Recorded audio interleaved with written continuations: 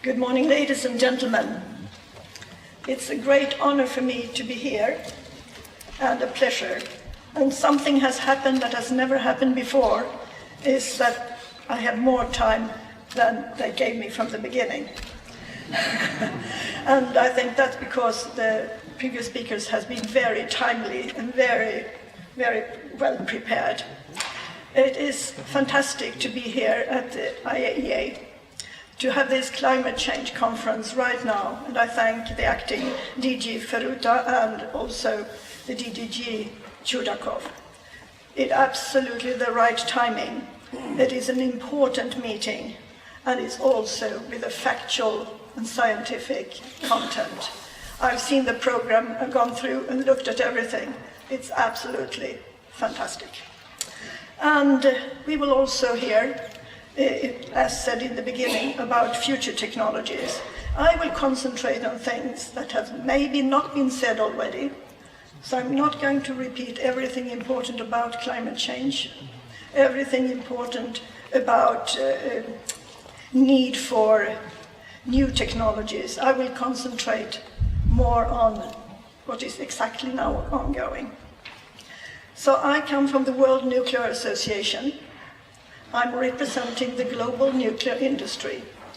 So all other organizations are representing governments, and it's also, I think, very timely and good to have industry talking about the experience and what the industry can do.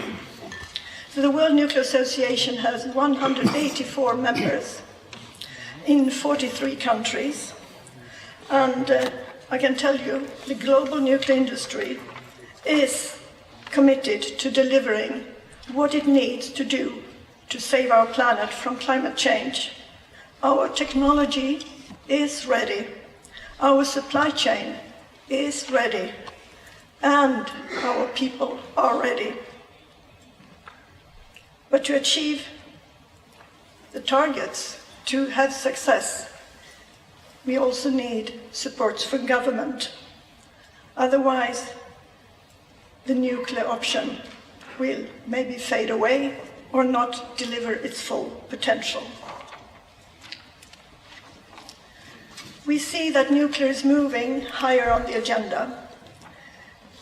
We have since a couple of years, the work started in Nice Future. We will hear about that later in the program as well.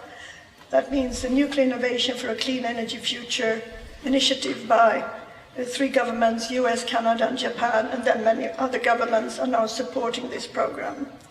We see also that clearly, we have heard from IPCC, but I will give a little bit my view in a slide soon. And IAEA has made the first nuclear report this year, the first one in 18 years. So we see this development that nuclear is now central and included in all the discussions.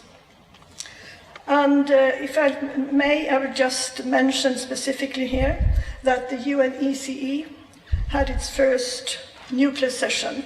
They are working with the Sustainable Development Goals, especially on energy, and they had nuclear included for the first time also in the end of last year. And they have their flagship program, Pathways to Sustainable Energy, and where the industry is working together with the UNECE to contribute information on the technology option, specifically nuclear.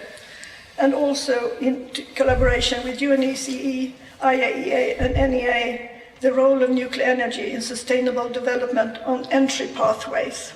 So this is work that's ongoing. I'd like to bring out a few summaries. And IAEA, as I said, made the nuclear power in a clean energy system, launched May this year. And a failure to invest in existing and new nuclear plants in advanced economies would have implications for emissions, for costs, and for energy security. That was one of their conclusions. The other one, strong policy support is needed to secure investment, need to reform policies to ensure competition on a level playing field. Electricity markets should value the clean energy and energy security attributes of low-carbon technologies, including nuclear power. Licensing processes should support new construction by not leading to project delays and cost increases that are not justified by safety requirements.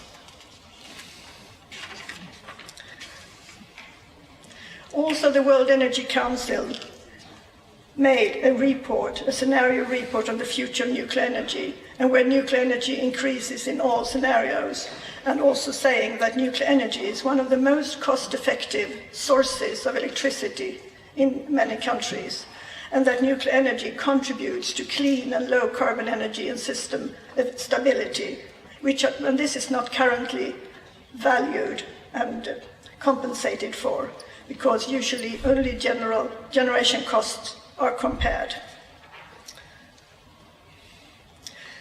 So, it was a fantastic presentation by Mr. Lee, the chair of the Intergovernmental Panel on Climate Change, and he talked about that we need to have a rapid transition.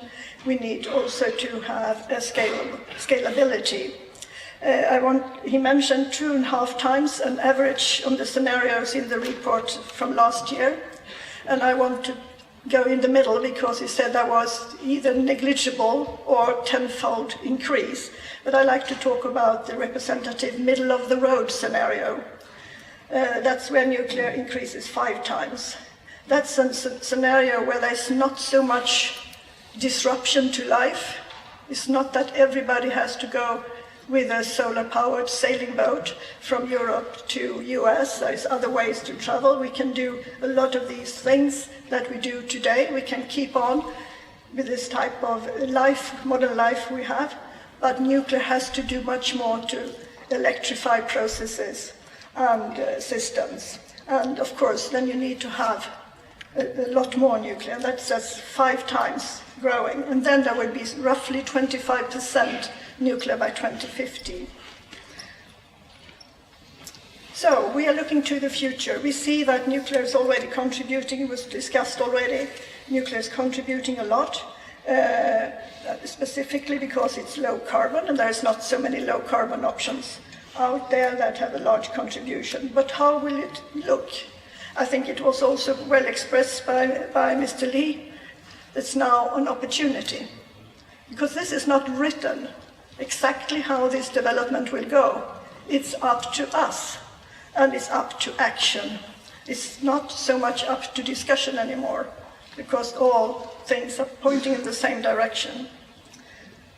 So I like to bring this example. Concentrate first on 1974, how it looks there.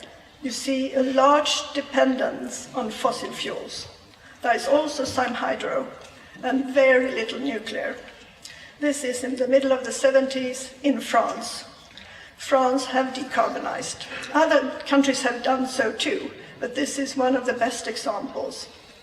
And you see all the blue, so much nuclear energy that now have totally decarbonized the electricity in France, as well as taking care of all growth in demand.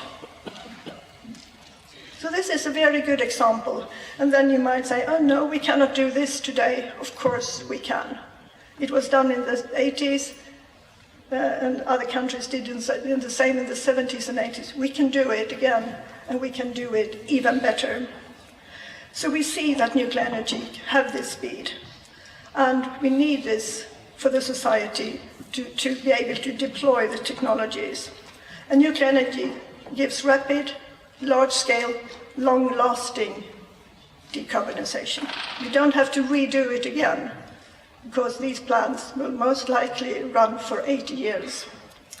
Today we have capacity factors around 80% as a global average.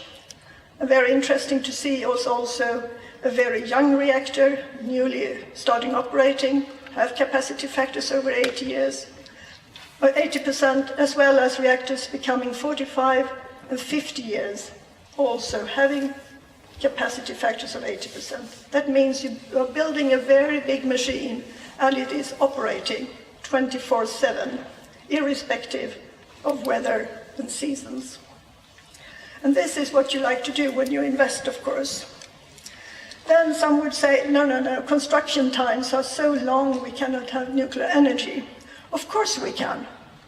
And we now again have to look at the effects. If we look at those reactors that have started operated from 2000 and up till today, typically the construction time is 5 to 7 years.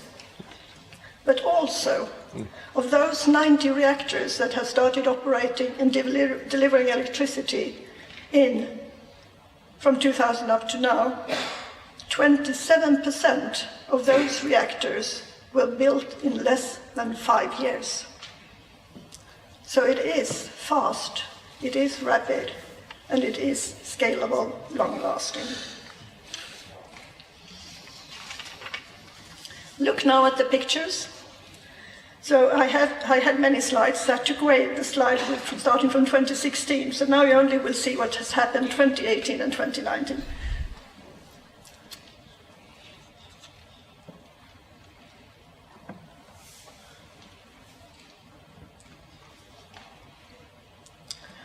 So a lot of reactors are coming online, and we have a great development.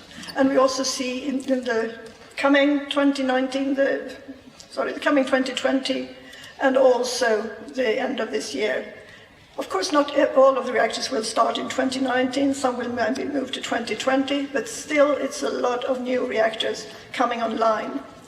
And it is important here to also see that this is based on 20 designs. The smallest one, 35 megawatt. The largest one, 1,720 megawatts. This is 47 reactors in the period from 2016 to 2020, a 5-year period. 9 of these designs are built for the first time. These reactors, during this 5-year period, is built in 11 countries, whereof 2 are newcomer countries. And it is absolutely crucial that we have more newcomer countries. And it is very important that IAEA is assisting countries and supporting countries in what's needed in the development, because we need these newcomer countries to have clean electricity, affordable electricity for their people.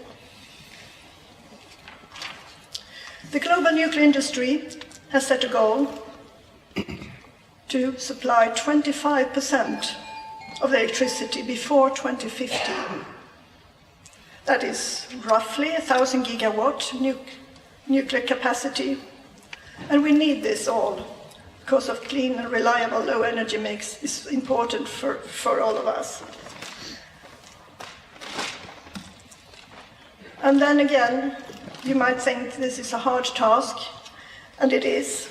It is ambitious, but it's also feasible.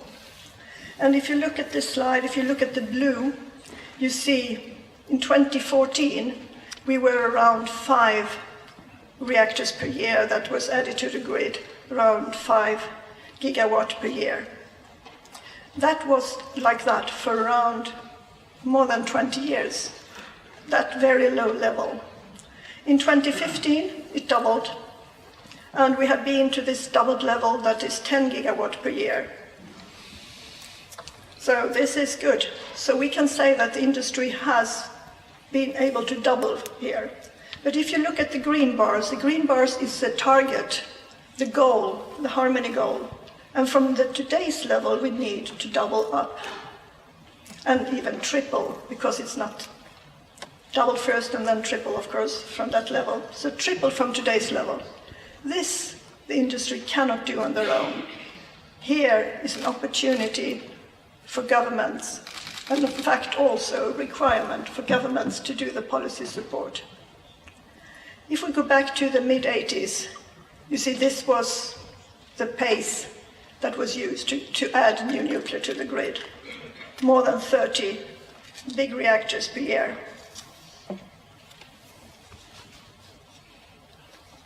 So the HOMNI program is a framework of action which the nuclear industry is working on. And this is to reach out to key stakeholders, to understand the options and the potential of nuclear and what needs to be done to make use of this potential. We start with to create a level playing field. Nuclear energy has to be treated on equal opportunity as other low-carbon options and recognized for its value because it's a reliable and resilient low-carbon energy provider. Is this an important target? Yes, it's a very important target. There are dozens of well-performing reactors around the world that are at risk of early closure because of the failing markets. In many countries, the governments are given to the markets to sort out all those very complex things. Markets will not sort out these things. This has to be sorted out by governments, putting the right frameworks in place. And as you heard from the acting DG Feruta, he mentioned specifically 24/7. Nuclear reactors delivers 24 hours a day, 7 days a week, but they are not getting paid for this. And that's why very beautiful reactors like this one might close down or closing down a couple of the reactors there. We need to increase decarbonization. We need to increase electrification to manage to increase decarbonization.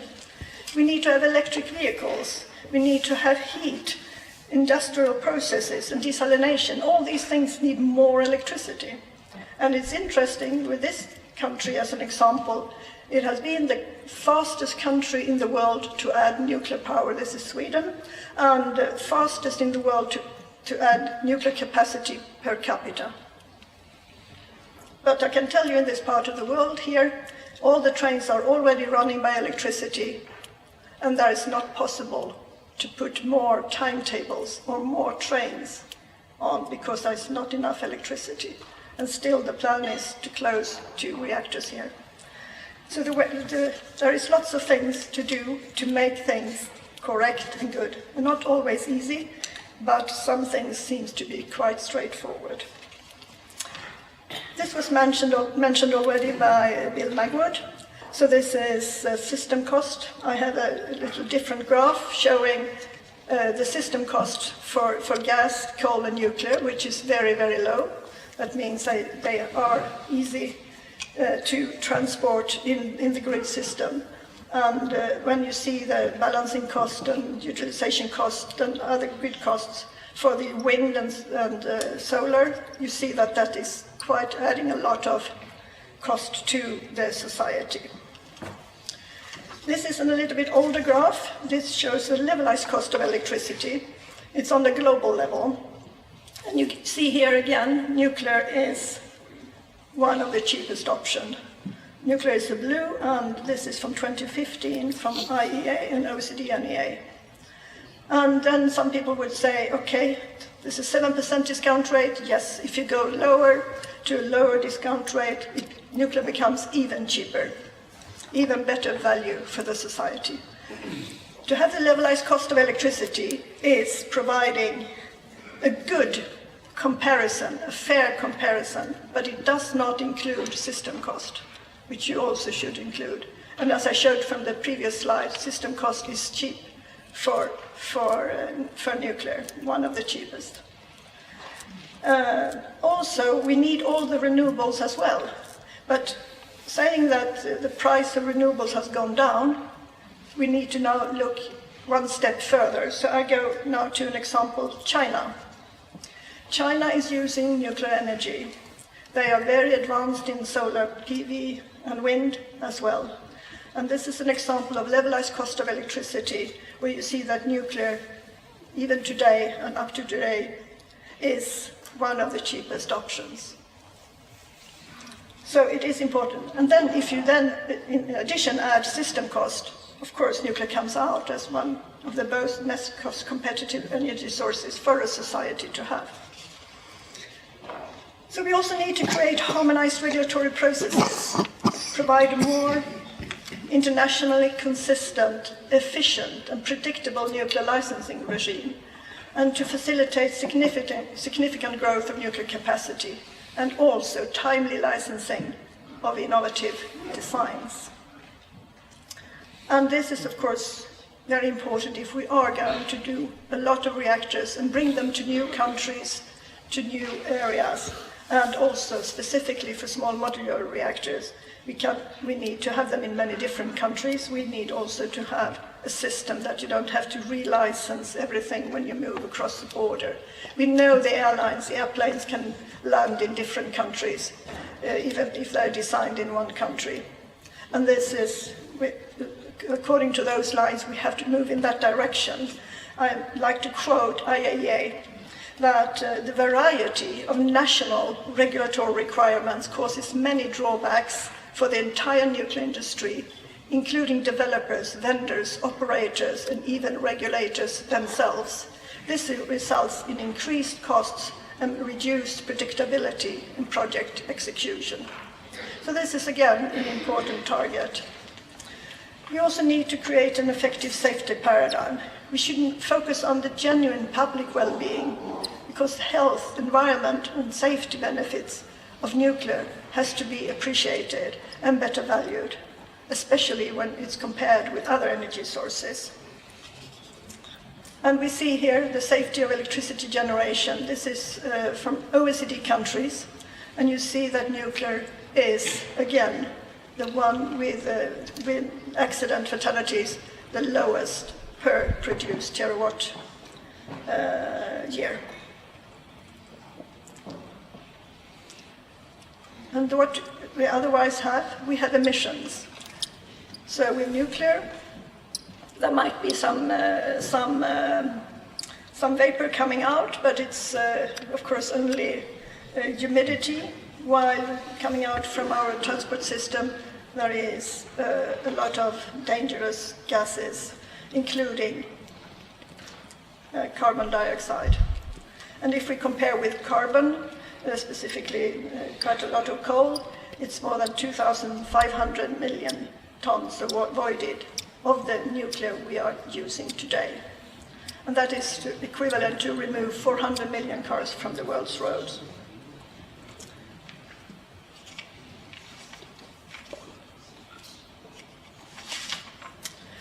So nuclear reactors, they are the low-carbon backbone of the electricity system. They operate in the background, day in and day out, often out of sight, out of mind. They are the silent giants we rely on daily. They are meeting the Sustainable Development Goal 7, affordable and clean energy. Sustainable Development Goal 13, climate action. And I also like to mention one thing in addition. It was from the Ministry of Energy in United Arab Emirates. They had the World Energy Congress just less than a month ago. And they said, yes, we know this, that nuclear energy will give us low carbon electricity. But not only that, they will give us the jobs, interesting jobs, and a lot of economic growth. And thanks to what we are doing in UAE now, we see that some of our companies in the supply chain, they are now getting sort of nuclear quality. That means they have to step up in order to be suppliers. And now they can act on the world and also export from the supply chain. So they see an enormous economic growth. So I'm now turning to you. If we have now been able to double the number of reactors that we are putting onto the grid, and from this level we need to triple, we need to have governments to take this opportunity, make use of the support IAEA is giving, make use of all the information and experience that is in the nuclear industry. As I said, the supply chain is ready. And government must take action. to allow nuclear industry to deliver the harmony goal, to enable the world to meet the climate challenge. Thank you very much.